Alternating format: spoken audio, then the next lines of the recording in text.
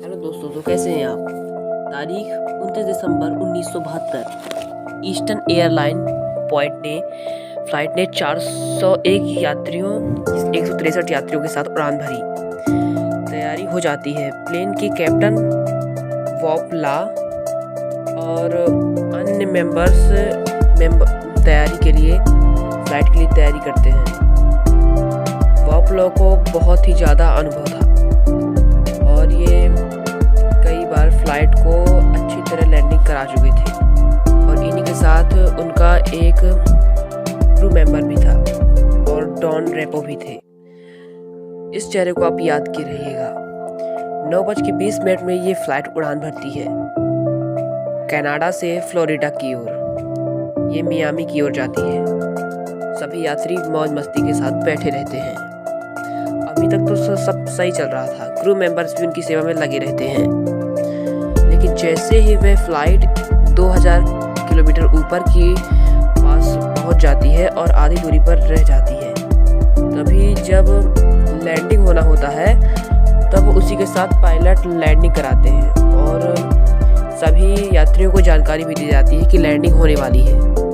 जैसे ही pilot indicator का button दबाते हैं तो वह कुछ काम नहीं करता और ग्रीन बटन जलने लगती है। पायलट सोचता है कि ये क्यों नहीं हो रहा। इसी के साथ पायलट दोबारा भी इसकी कोशिश करते हैं। पहिए खुल जाते हैं, लेकिन वे पहिए घूमने वाली बटन नहीं होती है। पहिया नहीं घूमता है। इसी के साथ उन्हें पता चल जाता है कि ये लैंडिंग अभी नहीं होगी, क्योंकि जब आगे के पहिए घूमेंगे तभी लैंडिंग होगी। ये जानकारी अपने क्रू मेंबर को देते हैं, जिससे वह इस पायलट को सुधारने लगता है। तब उसे पता चल जाता है कि ये अभी लैंडिंग नहीं होगी।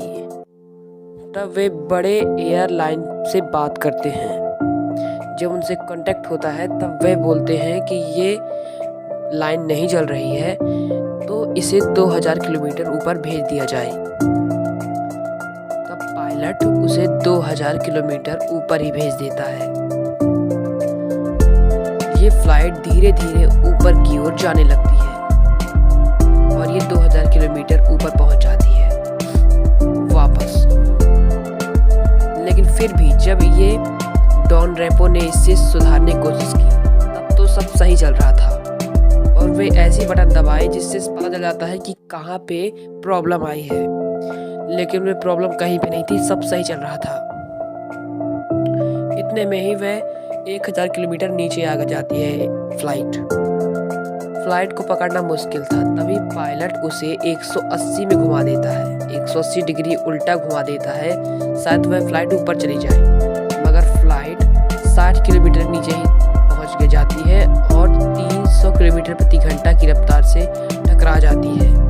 उसका मलबा लगभग 90 किलोमीटर दूर तक जाता है और चारों तरफ फ्लाइट में आग लग जाती है, जिससे 101 लोगों की मौत हो जाती है और 63 या 62 लोग घायल हो जाते हैं। तो दोस्तों, ये कैसी फ्लाइट टकराई। अभी आपको लगता होगा इसमें भूत तो आया ही नहीं, मगर अभी तो यहाँ से कहानी शुरू हुई है।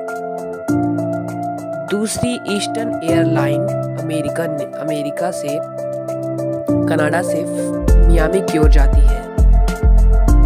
इसका नाम होता है फ्लाइट स्टार 318। इसमें सभी यात्री बैठ जाते हैं और मौज मस्ती करते हैं। उसी में एक क्रू मेंबर, एक लड़की रहती है।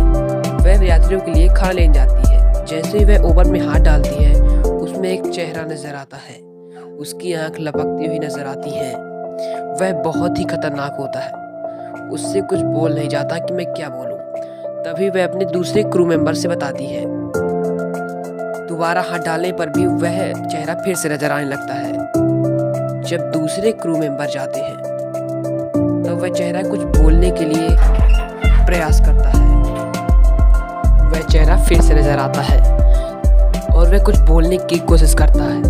वह यह बोल रहा था कि फ्लाइट में कुछ देर बाद ही आग लग जाएगी और वह चेहरा किसी और का नहीं बल्कि डॉन रेपो का था, जो उस फ्लाइट में मारे गए थे।